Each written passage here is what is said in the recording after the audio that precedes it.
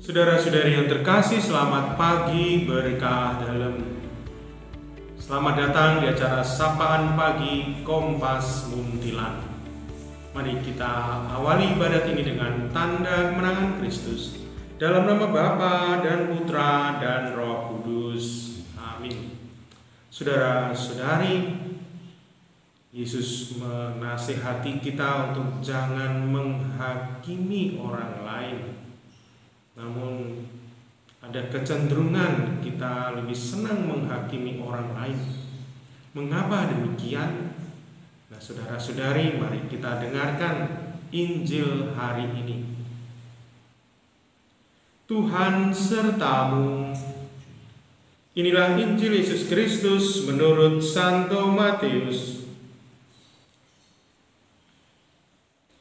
Dalam khotbah di bukit, Yesus berkata, "Janganlah menghakimi supaya kalian tidak dihakimi. Karena dengan penghakiman yang telah kalian pakai untuk menghakimi, kalian sendiri akan dihakimi. Dan ukuran yang kalian pakai untuk mengukur akan ditetapkan pada kalian sendiri. Mengapakah engkau melihat selumbar di mata saudaramu, sedangkan balok dalam matamu sendiri tidak engkau ketahui? Bagaimanakah engkau dapat berkata kepada saudaramu, biarlah aku mengeluarkan selumbar itu dari matamu, padahal di dalam matamu sendiri ada balok? Hai orang munafik, keluarkanlah dahulu balok dari matamu sendiri, maka engkau akan melihat dengan jelas untuk mengeluarkan selumbar dari mata saudaramu."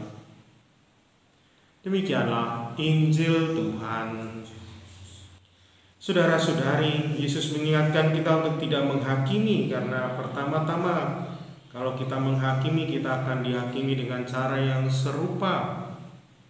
Kedua, biasanya kita menghakimi orang lain karena kita punya kesalahan. Dan menghakimi orang lain itu adalah cara untuk menutupi kesalahan sendiri. Saudara-saudari, suatu hari ada seorang yang berteriak, "Copet!" yang menunjuk pada seseorang. Lalu orang-orang di sekitar sontak serempak menghampiri orang yang ditunjuk itu dan mulai memukuli orang itu. Orang itu berteriak minta ampun dan mengatakan, "Saya bukan copet." Akhirnya orang di sekitar yang memukuli itu sadar bahwa sebenarnya copetnya adalah orang yang teriak copet itu. Jadi si pencopet ini gagal mencopet, dan daripada ia nanti dihabisi massa, maka ia menuduh calon korbannya sebagai copet. Ia mencoba melimpahkan kesalahannya pada orang lain untuk menutupi dirinya sendiri. Dan celakanya, di zaman sekarang ini banyak orang yang mudah terpengaruh dengan pernyataan yang menipu, sehingga orang ramai-ramai menghakimi orang lain, padahal tuduhannya tidak benar. Saudara-saudari, dalam bacaan Injil ini juga terungkap bahwa kita harus membersihkan diri kita sendiri untuk membantu orang lain. Maka salah satu cara agar kita tidak mudah menghakimi orang lain, pertama-tama kita introspeksi diri, membersihkan diri sendiri. Dan dengan demikian kita bisa berbuat baik kepada orang lain.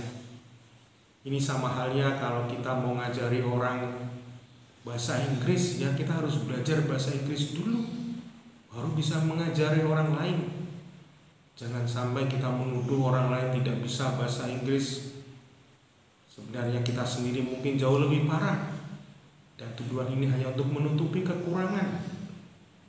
Tapi kalau kita sungguh bersih, kita sungguh punya isi yang baik, maka kita akan cenderung menularkan kebaikan itu kepada orang lain.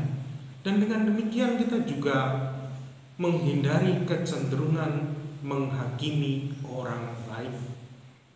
Maka saudara-saudari, mari kita mohon rahmat dari Tuhan agar pertama-tama kita memiliki hati yang bersih, yang tulus, sehingga kita tidak mudah menyalahkan orang lain, menyalahkan situasi, menghakimi sana, menghakimi sini, tetapi kita lebih menghargai orang lain.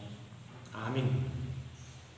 Saudara-saudari, mari kita bawa dalam doa intensi-intensi pribadi kita masing-masing.